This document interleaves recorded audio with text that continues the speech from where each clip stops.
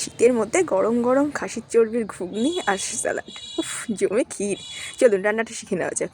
প্রথমে তেলের মধ্যে দিয়ে নিয়েছি ফোড়নে নিয়েছি শুকনো লঙ্কা আর একটা তেজপাতা। তার মধ্যে কুচি করে রাখা পেঁয়াজ, আর আগে থেকে ভেজে রাখা ছোট ছোট করে ঘুগনির জন্য আলু ছাড়া কি আর ঘুগনি হয়।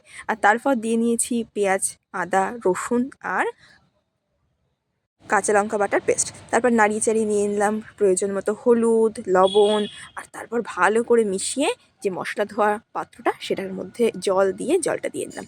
আর তারপর ছোটো ছোটো করে কেটে রাখা খাসির চর্বিগুলোকে দিয়ে নিলাম। এবার ভালো করে ওটাকে কষিয়ে নিলাম। আর আগে থেকে ভেজে রেখেছিলাম জিরে আর ধনে শুকনো খোলায়, সেটাকে গুঁড়ানো সেটার মধ্যে দিয়ে দিলাম।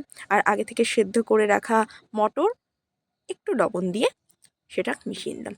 আর তারপর ভালো করে যখন কষানোটা হয়ে গেল, তখন কষানোর পর দিয়ে নিলাম মিট মশলা আর প্রয়োজন মতো গরম জলটা একটু একটু করে দেবেন, তাহলে ভালো করে রান্নাটা হয়ে যাবে। আর একদম শেষে দিয়ে দিলাম গরম মশলা বাটা।